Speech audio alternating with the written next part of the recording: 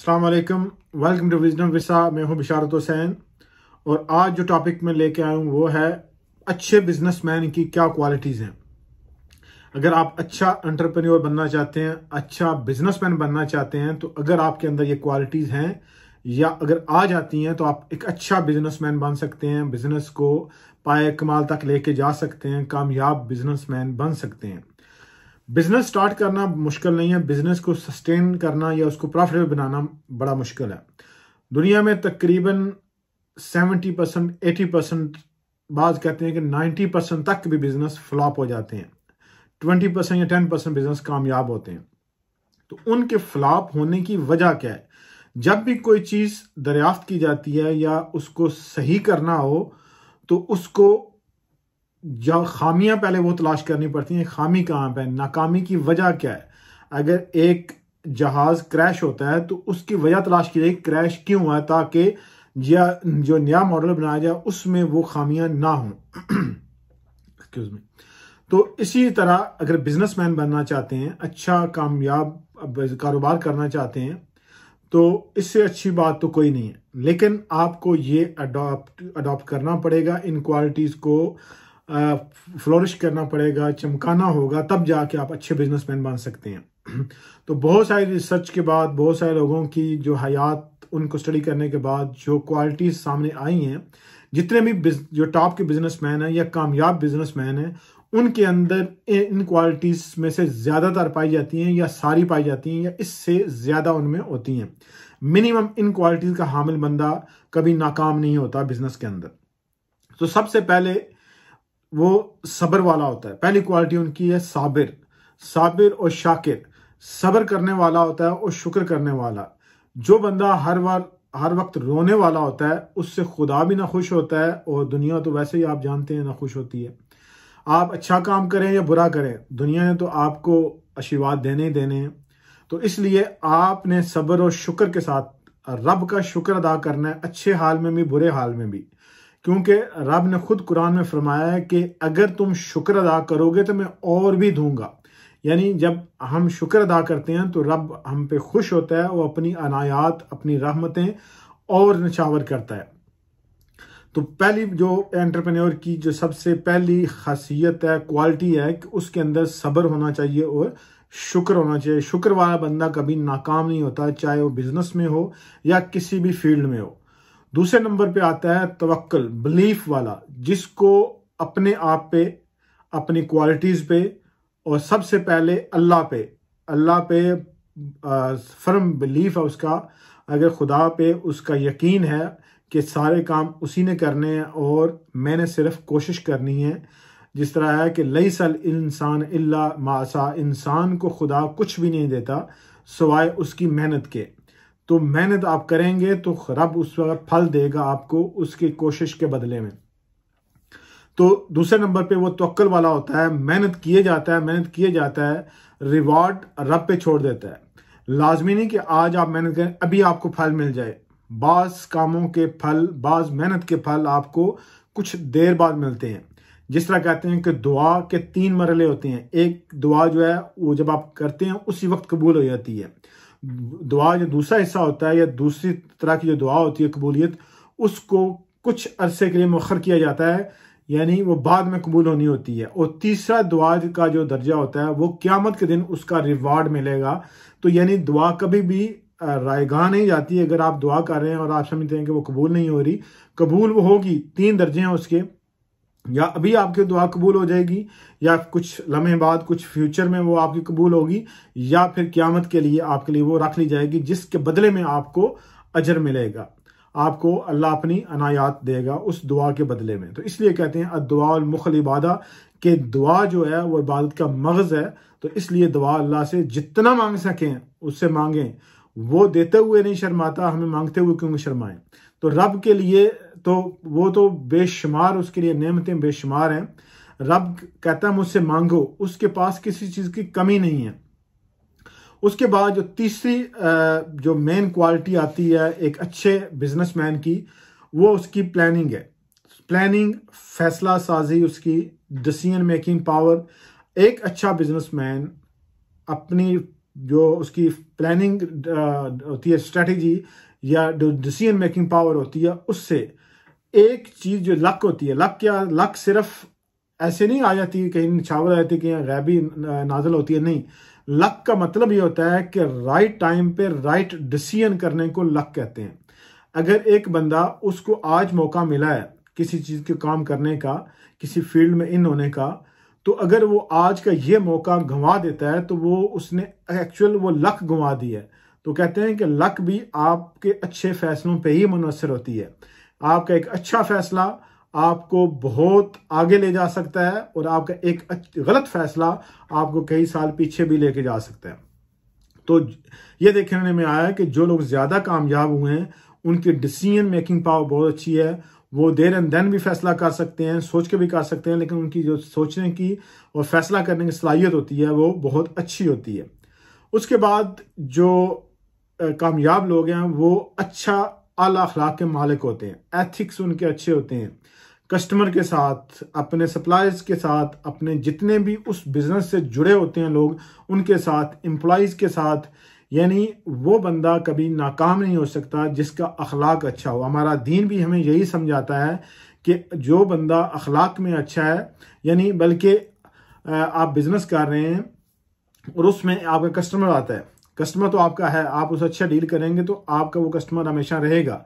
लेकिन जब इन्नमल आमालु बिन्नियात, अमलों का दारोमदार नीयतों पे होता है। अगर आप नीयत थोड़ी सी चेंज कर लें, आप कहें कि ये हज़ूर सल्लल्लाहु अलैहि वसल्लम की सुन्नत है मुस्कुरा के बात करना या किसी को खुश होकर बात करना, तो आपका कस्टमर तो वो रहेगा ही रहेगा और लोग भी आएंगे। लेकिन जो आपकी नीयत थी कि हज़ूर सल्लल्लाहु अलैहि वसल्लम की सुन्नत है मुस्कुरा के बात करना, तो आपको उसका सवाब भी मिलेगा। तो ये अच्छे जो एंटरप्रेन्योर होते हैं, अच्छे बिजनेसमैन, वो आला अखलाक के मालिक भी होते हैं। बहुत अच्छा उनका अखलाक, बिहेवियर, बोल चाल का स्टाइल, मिलने का स्टाइल, वो सोशलाइज उनकी बहुत अच्छी होती है। उसके बाद वो नडर लोग होते हैं, बेखौफ लोग होते हैं। बिजनेसमैन, कामयाब बिजनेसमैन, नडर किस तरह होता है, जिस तरह क्रिप्टो करेंसी के अंदर एक टर्म यूज होती है FOMO, fear of missing out, कि हर बंदे को ये डर होता है कहीं ये मैं कॉइन मुझसे मिस ना हो जाए, ये प्रॉफिट मिस ना हो जाए, तो वो फौरन बेचता है या बाय करता है, वहां पे उसको लॉस हो जाता है। तो ये जो लोग होते हैं ये डर होते हैं, इनको खौफ किसी चीज का नहीं होता। यानी ना ही तो उनको डर होता है कि यार ये बिजनेस जो है वो लॉस में जा रहा है, ये हो जाएगा, मेरा फैसला गलत हो जाएगा।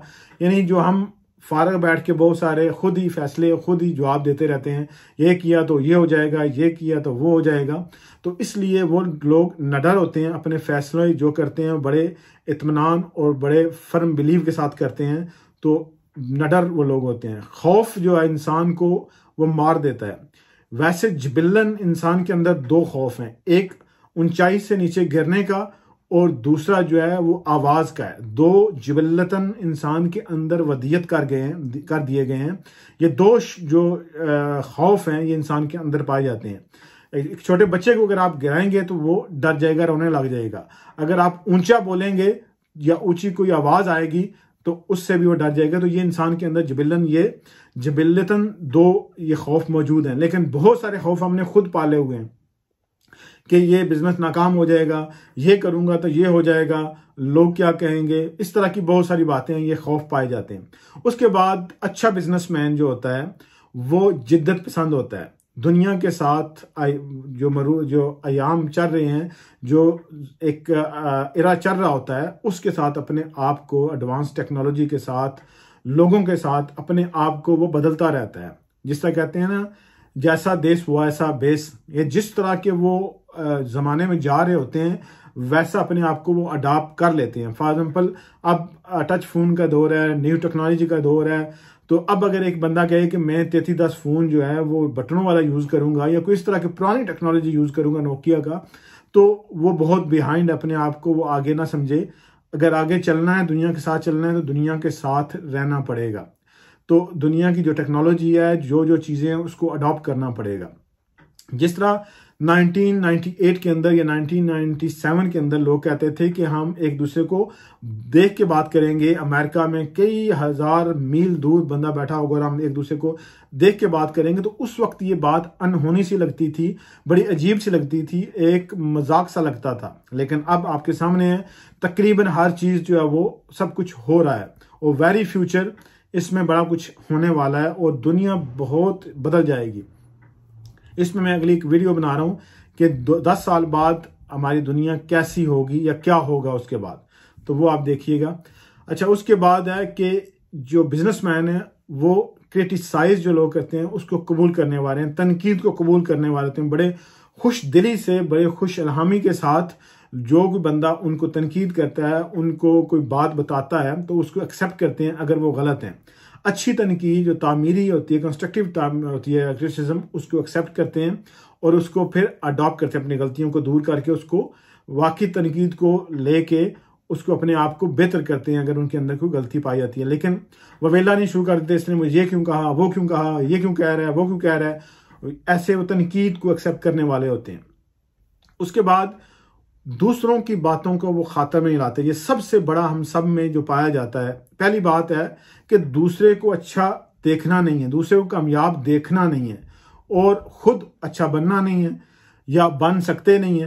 तो उसका यह है कि दूसरों की बातों को बिल्कुल खातर में नहीं लाता। किस तरह कि लोग क्या कहेंगे। हम 80-90% लोग ऐसे हैं कि वो काम नहीं करते जो प्रॉफिटेबल है या हम जिसमें कमाल, हमें दर्जा कमाल हासिल होता है। क्यों? कि यार लोग क्या कहेंगे, मैंने ये काम शुरू कर दिया, इतना पढ़ के तो मैं ये करना था, तो इतना क्यों पढ़ा है। पढ़ाई आपके साथ है, आपके पास रहेगी, वो कोई नहीं छीन सकता। वक्त आएगा आपको उसका फायदा मिलेगा। जिस मैंने पहले कहा था कि आप जो दुआ करते हैं या मेहनत करते हैं उसका फल कभी ना कभी आपको मिलना होता है। तो इसी तरह जो आपने एजुकेशन हासिल की है उसका फल आपको जरूर मिलेगा। तो आपने वो काम करना है जो आपको अच्छा लगता है। अगर आपका पैशन और प्रोफेशन सेम हो जाए तो आप कमाल के बिजनेसमैन बन सकते हैं, आप अपने बिजनेस को कमाल तक लेके जा सकते हैं।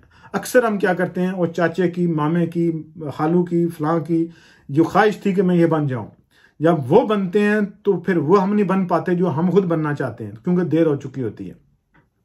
तो वो बने जो आप चाहते हैं, आपका ज़मीर चाहता है, आपका जो दिल चाहता है वो करें। अगर एक सिंपल सी बात है, अगर आपको खेलने का शौक है तो अगर आपको कहें ना कि 18 घंटे खेलते रहें तो आप कभी थकेंगे नहीं, क्योंकि आपका वो शौक है। इसी तरह एक बंदे को ड्राइविंग का शौक है, अगर उसको कहें कि सारा दिन वो ड्राइविंग करता रहे तो वो करता रहेगा, वो थकेगा नहीं। क्यों? कि उसका वो शौक है। एक बंदे को टाइपिंग का शौक है, अगर वो उसको सारा दिन टाइपिंग पे लगा दें वो कभी थकेगा नहीं। क्यों? कि उसको शौक है। लेकिन एक बंदा जिसको टाइपिंग का शौक नहीं है, उसको जबरदस्ती आप कहेंगे टाइपिंग करें तो वो आधा घंटा, घंटा, 2 घंटे करेगा, उसके बाद एग्जॉस्ट हो जाएगा। तो इसलिए आपका शौक और प्रोफेशन, पैशन और प्रोफेशन सेम होना चाहिए। तो वो दूसरों की बातों को खातर में नहीं लाते, जो उनके अंदर है, जो वो चाहते हैं वो कर गुजरते हैं। और दूसरा इसके अंदर एक और बात, वो दूसरों की बातों को खातर में नहीं लाते और अपने प्लान को डिस्कस भी नहीं करते। अपना प्लान अपने तक या अपने जो करीबी चाहने वाले टीम है उसको बताते हैं और आगे वो अमल करते रहते हैं। और उनका जो मकसद होता है, वो एम जो होता है, मिशन होता है, वो वेरी क्लियर होता है कि उन्हें करना क्या है, पहुंचना कहाँ है, किस डेस्टिनेशन पे जाना है। कि अब एक बंदा घर से चलता है, उसका मकसद कोई नहीं है कि मैंने टाउन जाना है, मैंने कहीं स्कूल जाना है, कॉलेज जाना है, कहाँ, उसका मकसद नहीं है, तो वो कहीं भी नहीं जा पाएगा। क्यों? घर से निकला है, हो सकता है छाबड़ी वाले के पास बैठ जाए, आगे गया किसी शॉप पे बैठ गया, आगे कोई ट्रेन आ रही है उसको देखने लग गया, कोई जहाज जा रहा है उसको देखने लग गया, कोई झगड़ा, किसी का एक्सीडेंट हुआ उसको देखने लग जाए। क्यों? उसका मकसद नहीं है, बाहर निकला घूमने फिरने के लिए। अगर एक बंदे का मकसद है मैंने जाना है, शहर जाना है, वहां से ये चीज लेके आनी है, अब रस्ते में 100 चीजें होती रहें, वो जाएगा, उनको लेके आएगा, वो काम करेगा अपना। तो इसलिए वो मकसद में वेरी क्लियर होते हैं और मकसद के हुसूल के लिए वो बिल्कुल दीवाना होते हैं। तो ये उनके अंदर एक तड़प सी पाई जाती है। और आखिरी जो सबसे इंपॉर्टेंट बात है, उन्होंने हार नहीं माननी, वो कभी हारते नहीं है। दुनिया इधर की उधर हो जाए, जो फैसला कर लिया, जो काम कर लिया, करते रहेंगे जो उनको अच्छा लगता है, जो सही लगता है, लेकिन हार नहीं मानने वाले। क्योंकि वो आपने मूवी देखी होगी सुल्तान, इंडियन मूवी, उसमें वो कहता है कि सुल्तान को सिर्फ सुल्तान हरा सकता है, कोई दूसरा नहीं हरा सकता। यानी हमें सिर्फ हम अपना ज़मीर, हमें अपना सेल्फ जो है, और सेल्फ जो है वो हमें उसको हार दे सकता है, शिकस्त दे सकता है, हमें दूसरा कोई नहीं शिकस्त दे सकता। तो जो अच्छा बिजनेसमैन होता है वो कभी हारता नहीं है। अब उसकी मिसाल एक चिमटी की तरह है। अब चिमटी कितनी दफ़ा गिरती है, कितनी दफ़ा रास्ता बदलती है, लेकिन उसने अपनी मंजिल मकसूद पर पहुंचना होता है। तो वो बिल्कुल चिमटी की आदत रखते हैं कि अगर आपका कोई रास्ता रोकता है, आप चिमटी को भी आजमा के देख लीजिएगा, आप उसके सामने खड़े हो जाएं या कोई भी रुकावट रख दें, वो अपना रास्ता बदल देगी। उधर कोई चीज रख देंगे, फिर आगे रास्ता बदल देगी। मतलब उसने अपने मकसद तक, अपने टारगेट तक पहुंचना है। रास्ता वो कोई भी अपनाए, लाजमी नहीं कि वो इस तरफ से जा रही थी तो वहीं से रास्ता उसे मिलेगा, दूसरी तरफ से रास्ता जा सकता है, घूम के जा सकता है, थोड़ा लंबा हो जाएगा रास्ता, लेकिन अपने मकसद के हुसूल के लिए वो जरूर हर वो काम करेगी जहां पे वो पहुंच सके। तो इसीलिए जो अच्छा बिजनेसमैन है वो अपने बिजनेस को, अपने कामयाब हदफ तक पहुंचने के लिए वो कभी भी हार नहीं मानता, अपने इरादे नहीं बदलता, अपने मेथड ऑफ अचीवमेंट वो बदल सकता है, अपने वे ऑफ वर्क जो है, काम के तरीके जो हैं वो बदल सकता है, लेकिन अपना मकसद नहीं बदलता। अगर आपके अंदर ये क्वालिटीज हैं तो इनको और फर्निश करें, इनको और अच्छा करें। अगर नहीं तो अडॉप्ट करें। अगर अच्छा बिजनेसमैन बनना चाहते हैं या अच्छा एंटरप्रेन्योर बनना चाहते हैं, अगर आपको वीडियो अच्छी लगी है तो ज़रूर फीडबैक दीजिएगा। Thank you for watching. अल्लाह हाफिज़। अपना ख्याल रखिएगा।